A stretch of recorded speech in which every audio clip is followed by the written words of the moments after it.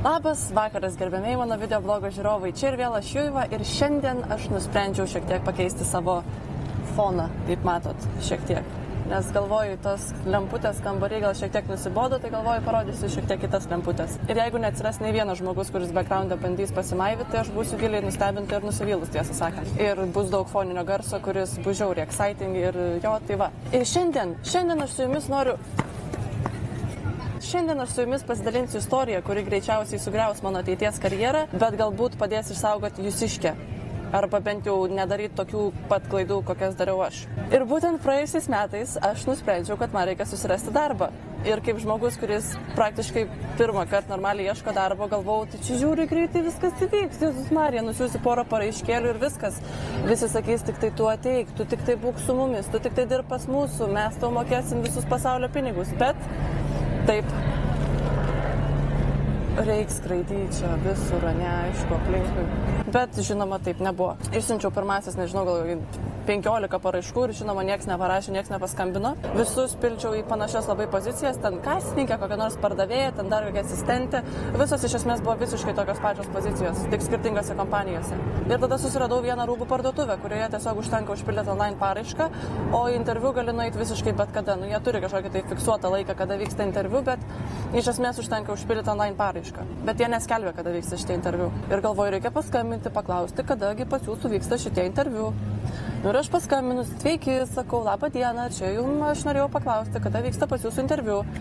Sako, ar tu užpildė online paraišką? Sakau, taip užpildžiau. Sako, koks tavo vardas pavardė? Pasakiau. Sako, kokiai pozicijai pildėjai? Nu ir galvoju, kaip ir visur, pasakiau, ten pardavėjos pozicijai. Sako, mes neturim tokios pozicijos. Sakau, ten shop floor kažkoks ten assistant.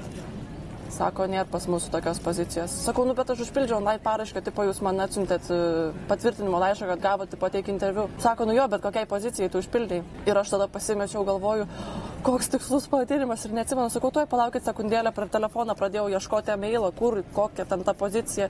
Ieško to e-mailą, scrollinu, nieks nekrauna, interneto nėra, ten nuo viešpaties scrollinu ir kol ieškau, tai jie man padėjo ragelį. Ir aš nepaskambinau atgal, nes buvo tiesiog žiauriai gėda skambinti. Nu ir gerai, galvoju, jums manęs nereikia, tai man jūsų nereikia, man tai čia...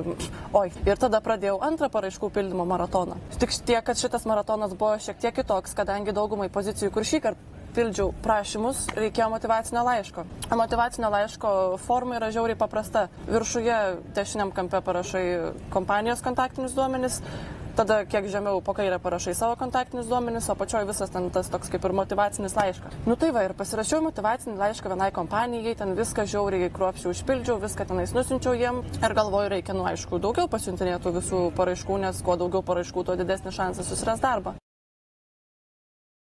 Ir šitą pirmąjį laišką naudojau kaip tokią pavyzdinę, tiesiog visą šitą laišką naudojau kaip pavyzdinę formą ateities visiems tiem laiškam. Are you fucking serious?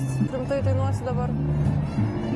Ir tada šitą laišką naudojau kaip formą ateities visiems kitiem laiškam, nes tiesiog forma visiškai ta pati, tiesiog patį laišką pakeitėjau priklausomai nuo kompanijos ir nuo pozicijos, kokiai pildai. Ir tada išsiuntinėjau irgi dar bent jau 10, gal net 15 tų visų paraiškų su tokiais laiškais. Tada rašau dar vieną laišką, jau čia viską tenais rašau, tvarkau tą motyvacinį laišką dar vienai kompanijai ir tada atėjo toks nušvietimas man. Fuck, supratau, kad visiškai nei vienam laiške nepakeičiau viršui buvusių kontaktinių duomenų. Tai iš esmės, tarkim, pavyzdėlis. Viršui kontaktiniai duomenys Maksimos, o laiškas prasideda: sveika, Rimi, aš esu Ieva Barkauskaitė, labai malonu, žiauriai norėčiau dirbti pas jūsų taip ir taip. Tai spėkit, ar bent vieną kompaniją man tada atrašė. Ne, kaip bebūtų keista. Dabar net po pusės metų dar gaunu e-mailiukų, kad sveiki, labai atsiprašom, bet jūsų paraiška nepraėjo, jūs netitinkat mūsų reikalavimų. Bandykite dar kartą, sėkmės ateities paieškose ir taip toliau ir panašiai. Tai va, tai darbo tada nepavyko susirasti. Na, bet kaip sakoma, trečias kartas nemeluoja. Kai jau galų gale normaliai visiškai prisėdau, susikaupus viską ten parašiau, viską pasidariau.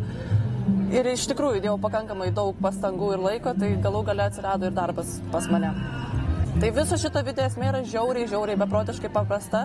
Jeigu kažką darot, tai įdėkit pakankamai daug laiko ir pakankamai daug pastangų, nes kartais net ir smulkmenas gali pakišti jums koją. Na, o iš kitos pusės žiūrint, tai kiekviena padaryta klaida visgi yra pamoka ateičiai. Taigi, ačiū, kad žiūrėjote mano trumpą video blogą su labai beprotiškai dideliu moralu.